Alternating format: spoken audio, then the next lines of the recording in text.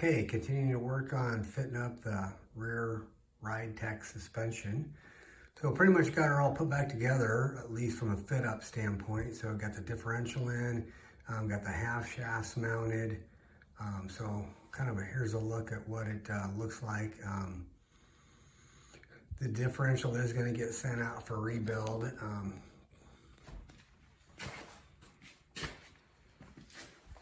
Just do a little bit of a walk around here. One of the things that I did do, let me get this on video, is that we did take and look up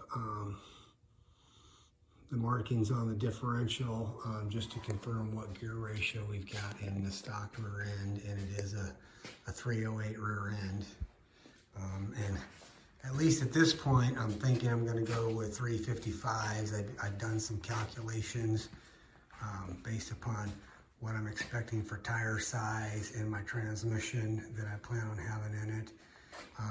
My goal is to try to get engine RPMs to stay right around 2,000 when we're at highway cruising speed, and still have a low enough gear in the rear end to make it fun to drive around. So 355 should accomplish that based upon my wheel tire combination that I'm looking at this point.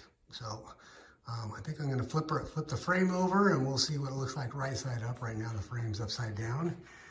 We'll flip it over and see what it looks like right side up, and then we'll start taking it back apart. Okay, I've got the frame flipped over here, so you can kind of see what it looks like from the front of the vehicle.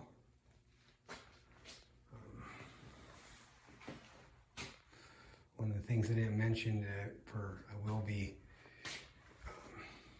sandblasting and powder coating the half shafts. Got all new U-joints for the half shafts. Got some Spicer U-joints that are really heavy duty that we'll be putting in there.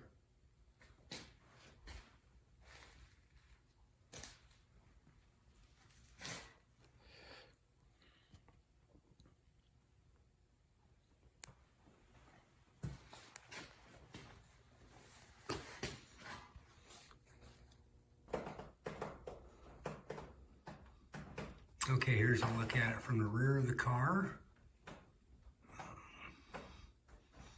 So, really liking the way that looks.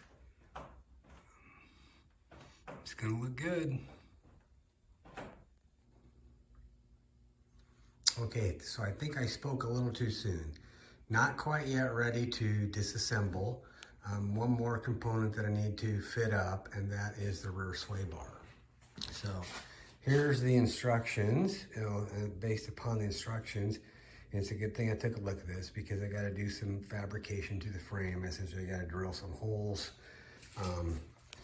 in this cross member here to mount the hardware to. So I've got the sway bar laid out. I've got all of the mounting hardware.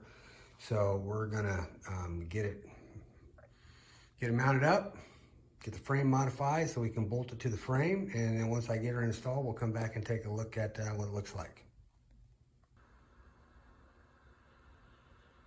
Okay, I got the rear muscle bar installed. Really like the way this thing went together.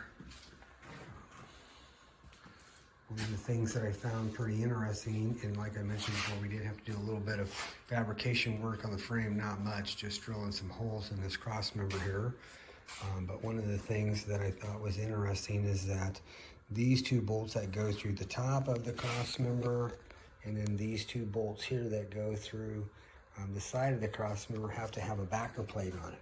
The top one, you can just kind of slide it in there and hold that backer plate in place through this access hole, and just hold it in place and put the bolts on. But the one that's down here on the side, when they designed this backer plate, they actually designed this little arm that kind of comes off of the plate, and you can kind of see that it's bent a little bit there, but it allows you to just grab that, put it in the access hole, hold it in place while you get the bolt started. So makes it real handy, because there's no way you can get your fingers all the way down inside there and back up against this to hold anything in place. So kind of a cool idea. One last thought that I had though before I, now that I've got it all installed and test fitted up, one thing I think I'm going to do before I take it apart is I'm going to throw the stock wheels on there and just check my clearance, at least with the stock rims, to see what my clearances look like. So we'll do that, come back here and I'll show you what that looks like, and then we'll get to work on taking her apart. Okay, I got one of the old scab original wheel and tires that came off Pt2 mounted onto the axle. Just did one side, I don't need to do both sides, just wanted to check clearances, but in looking at it, and this is a 255 60R15 wheel, and looks like we got quite a bit of clearance. I did do a little bit of measuring here, and I am planning on putting 18-inch rims on Pt2 once we get to that point. But I did take some measurements, and it looks like I got at least a good 1.5 inch clearance on the back side here, where I can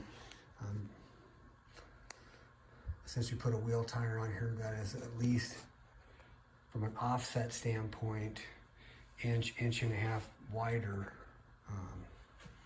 So we should be able to get some pretty nice meat underneath Pt2 once we get to that point.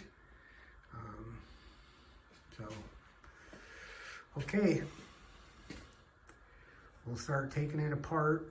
So we can do a little bit of frame work here. Try to get the frame finished up, hoping in the next couple of weeks we can completely be done with the frame and send it back to the sandblasting shop and get her powder coated. That'll be pretty exciting to see. Okay, thanks. Stay tuned. More to come.